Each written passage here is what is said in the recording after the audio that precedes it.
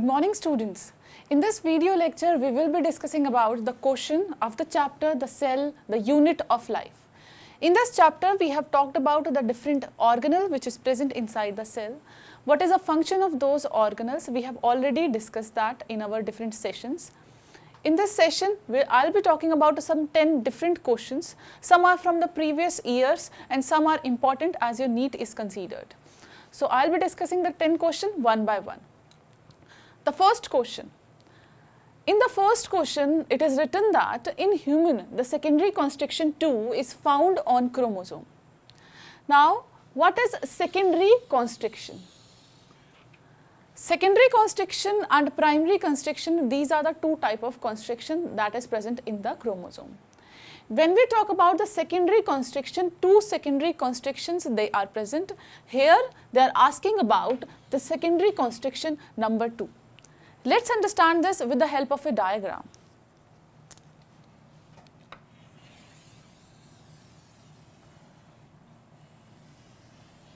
This is a structure of a chromosome.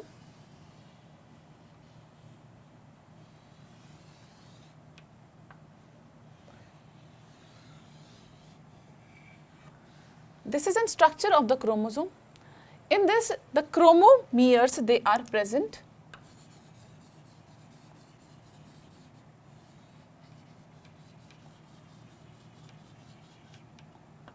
These are what? Chromomeres.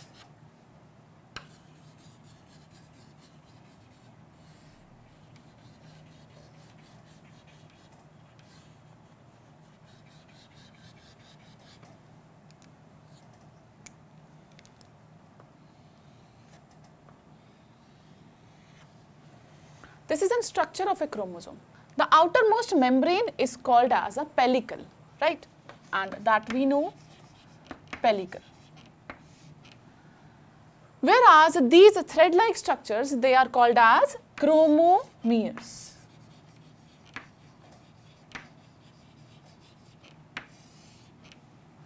I have made a certain constriction. This is the major constriction. This is called as a primary constriction in which the centromere, this is present. What is this? These are the centromere. And centromere is a place where the primary constriction, this is present. So, this is called as a primary constriction.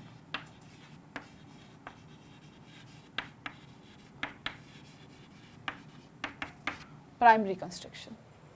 Similarly, we have two secondary constriction present. One is secondary constriction 1 and secondary constriction 2. In this case, this is called as a secondary constriction 1.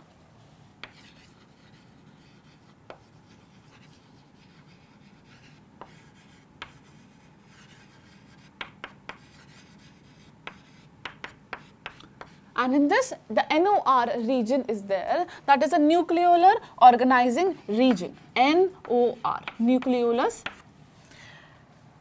Below this, we have this satellite DNA present. So, I am labeling this over here, the satellite region. Whereas, this is called as a telomere.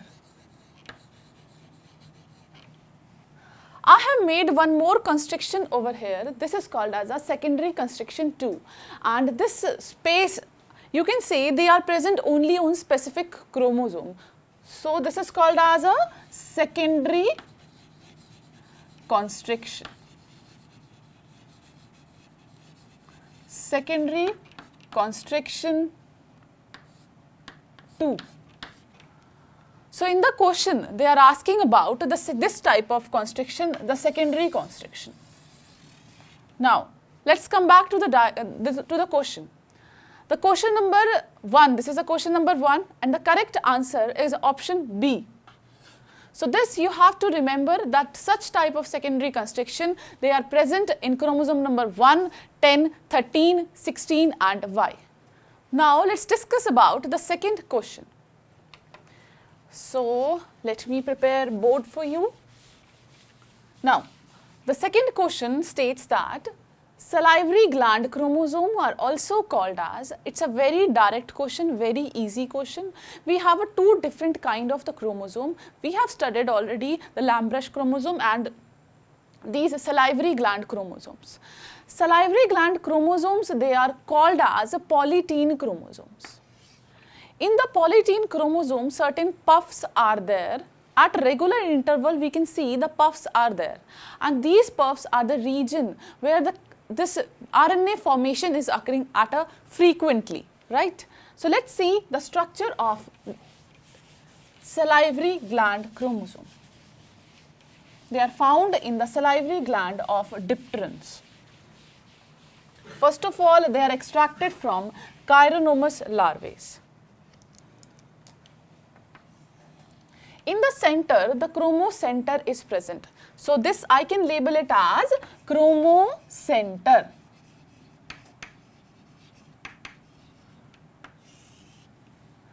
Right? And various arms are present like this.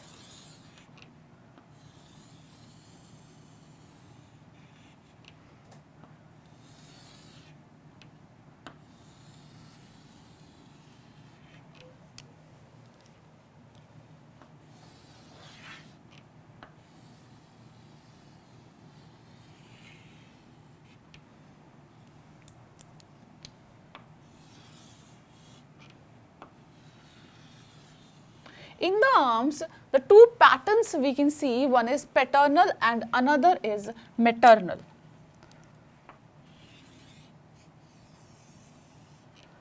So, half of these they are maternal and half paternal. So, this I am labeling it as a paternal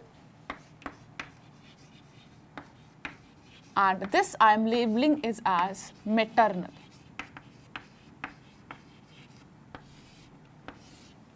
Paternal and maternal. Similarly, the nucleolus is present like this, right? This we can label it as nucleolus. Now, these are the structure of a polytene chromosome, or which is also called as a salivary gland chromosome. So, let's come back to the question. The option A is a correct one.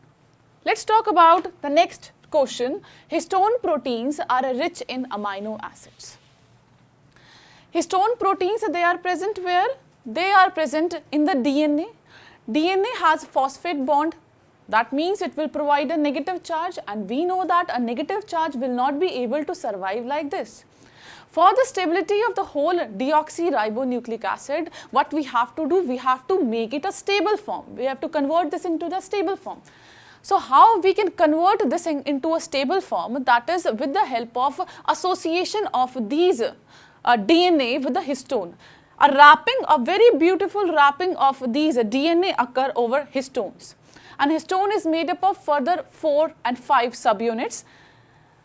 When we talk about the internal structure of histone protein, they are rich in the positive amino acids, and those positive amino acids, we have a very good example, that is lysine and arginine both, right? So, the correct option in this case is option number C. That means both A and B, they are correct, right? So, for the question number 3, the correct option is option number C. Let's talk about the next question. Lysosomes, they are related to the lysosomes. Lysosomes contain a rich repertoire of hydrolases, isomerases, transferases, oxidoreductases. Now, as per the common names of lysosome is considered, lysosome is quite acidic and they are also called as suicidal baths.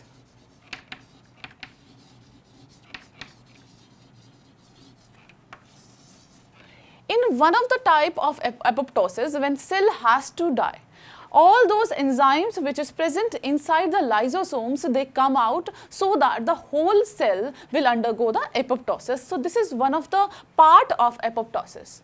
A very good example, it is rich in those enzymes which kill those other cellular organelles, and we have a very good example. In this case, the option A is correct. We are not considered here, we are not concerned about the isomerases. We don't know why they have mentioned over here. Similarly, transferases and oxidoreductases. Correct option is option number A for the question number 4. So, let's talk about the question number 5th. Semi-autonomic genome system is present in. Now, this question is also very important. Semi-autonomic genome. Now, what does this semi-autonomic genome means? That means these are the organelles which have their own genome. Certain organelles, they are present inside the cells which are having their own genome, and the correct option we have is a mitochondria and the chloroplast. Option number B is correct. Now, listen to this very carefully. During the course of evolution, mitochondria was independently, they were found independently. With the course of evolution, as the time proceed, they entered into the cell. And when we see into this, they have a ribosome also present in them. That is 55S ribosome is present in the mitochondria and the chloroplast. With the course of evolution, these two organelles, they entered inside the cell, and with the presence of the DNA, mitochondrial DNA as well as the chloroplast DNA, we know that they were independently there in the ecosystem. With the course, they entered into the cell, and that cell today we call it as a eukaryotic cell. So this you have to remember, that these are the two organelles in which they have their own DNA present. So semi-autonomic genome system is present in mitochondria and chloroplast, right? So this was a question number 5th. Now, let's talk about the question number 6. Question number 6 says we have to choose the incorrect match. Now, how we can choose the incorrect match? We'll start with the first option, likewise we will proceed. Active transport. Active transport means what they are using? They are using ATP, that is quite obvious. For that, they have given one example of sodium potassium ATPase pump. This is a very right option. This is not incorrect, this is a correct option. So this will not be the answer. Flip-flop, that means a movement of the protein. When I was discussing about the plasma membrane model, I told you that the lipids are there, similarly the proteins, they are embedded in it. When proteins, they are embedded in it, what happens is that they act as a channel, so that whatever has to enter, they enter from those channels. This is a function of those protein. Not only this function, some other functions are also there, but I am talking about the basic thing. Similarly, the lipids, they are also present in them. Lipid bilayer structure fluid mosaic model, we know that, and that is a very common and that is a most interesting model. In that, what we have is that lipids, they are beautifully arranged in the two membranes, right? Two layers, they are beautifully arranged. And we can see that this flip-flop occur. That means sometimes this movement of the lipid occur within the same membrane or among the different membranes. This flip-flop normally occurs. Here it is written that flip-flop means movement of protein. No, the incorrect option is this only. In the flip-flop, the protein doesn't move.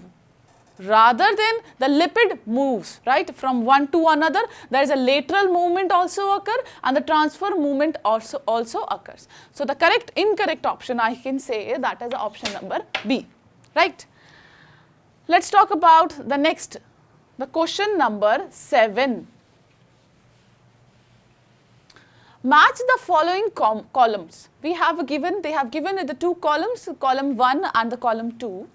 In the column 1, karyolymph is present at A position. Karyolymphs, we know that this karyolymph, karyo means nucleus. So this you have to remember, karyo means nucleus. Lymph means fluid is present. That means the correct option, we know that the option will be 2, right? Next is the ribonucleoprotein. Ribonucleoprotein, this is important and this is also present in the nucleolus. Within the nucleus, nucleolus is there, and in the nucleolus, RNPs, they are present. Spindle fiber. When I was talking about the cell cycle, I told you that the spindle fibers are those fibers which help in the movement of the chromosome or the chromatid to the opposite pole. In this case, they arise from the centriole. So let's look for the correct option in the column 2. Option, the spindle fiber, is for the fourth option, centriole. So we can easily match these. Let's talk about the option number D, genes. Genes, these are those which carry the heredity material and they transfer from one generation to another. That means they have those genetic material present in them. Genetic material can be RNA or the DNA, but more precisely, it is written on the column number 2, the DNA is there. That means the correct option for the D is the option number 3. Next is the option number E. Option number E, that is a rough endoplasmic reticulum. Rough endoplasmic reticulum, that means rough means ribosomes are present in them. And we know that whenever the ribosomes are present, and ribosome, the importance of ribosome is what? The importance of ribosome is the protein synthesis, right? And now look at this. Rough endoplasmic reticulum, that means the protein synthesis. Correct option is the option number 5th. Now you can match among these. For the first, we have the 2. For the second, we have the first, and for the C, we have the fourth option. The C, fourth option. Obviously, the correct option is option number C, right? Let's talk about the next question, question number 8. Now, a question from technique. Normally, they do ask such questions from techniques also, because when you will be doctor, you have to learn all those techniques. So, the techniques that count and identify the cells and the chromosome. Let's look at the option. I'm not explaining first what is written above. First of all, let's look at the option. The first indicate electrophoresis. Electro means electricity. Phoresis means the movement.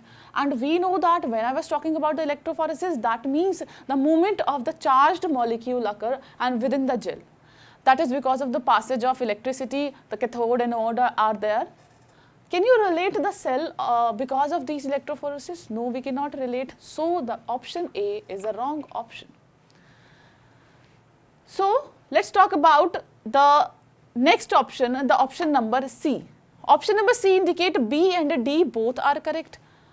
Option number B indicates the flow cytometry. The flow cytometry is the case because flow cytometry is that helps in this what happened, the sorting of the cells occur, the counting of the cells occur, even the organelles, even what we can see, what I can say is that the whole structure can be obtained. So this can be the right answer, flow cytometry. Now I have to look whether the B is right or the C is right. C indicate D is right or not. D means X-ray crystallography. X-ray crystallography is that technique by which the atomic and the molecular structure of crystal is determined. Now the crystal is determined, I am talking about the cell. Then is this possible? No, this will not be possible. So the correct option is option number B, which indicates the flow cytometry. For the question number 8, the correct option is option number B. Let's talk about the question number 9. The two subunits of the ribosome remain united at a critical ion level of copper, manganese, magnesium and the calcium. The 4 options they have given. They have written the 2 subunits of the ribosome. Ribosomes, they have 2 subunits. One is a larger subunit and another is a smaller subunit. Correct option is option number C, manganese. They have written the 2 subunits. Let's discuss about the 2 subunits. In case of the prokaryotes, the 2 subunits are also there. In the case of the prokaryotes, the ribosome which is present is of 70S type. The larger subunit is of 50S and the smaller subunit is of 30S. Right? Hope these things are clear to you. Let's talk about the next one, eukaryotes. In the eukaryotes, similarly, but instead of 70S, they have another subunit. They have 80S subunit present in them. And this 80S subunit is made up of two further subunit. One is called as the 60S, the larger subunit. Another is called as a 40S, the smaller subunit. And these two subunits, the joining of these two subunits, they are very important, and that basically occur in the critical concentration of magnesium, right? So this you have to remember. Let's talk about the question number 10, the last question of this session. So, fat storing granules are. Fat means the granules are there, they do store fat. Let's look at the options. Elaioplast are those which store fats. So this is that, though I have written at the first position, but it doesn't mean that I will not explain the rest. I will definitely explain the rest. So elaioplast means they help in storing of fat. Lipid, fat storage occur in the elaioplast. Similarly, let's talk about amyloplast. Now, how you can remember these amyloplast? That means a storage of starch is occurring. So, when I was discussing about the starch, I told you that the starch is made up of two subunits. That is amylase and amylopectin. So, this is for the storing of starch.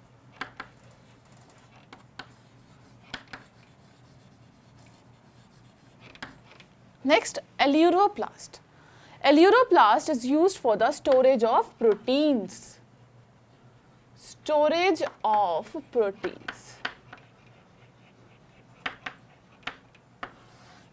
Storage of protein. So these are the three options, and rest none of these. Do you want me to explain none of these as well? So this will not be the case. So they are asking about the fat. That means the correct option is option number A, elaioplast, and B and C are the wrong option. And in case they may ask, in future they may ask about the protein storing, such starch storing, so you can mark the appropriate answer. So students, this is all about the today's session. We have discussed about the 10 questions as per your the chapter cell is considered. Thank you so much students for watching this. We'll meet you in next session.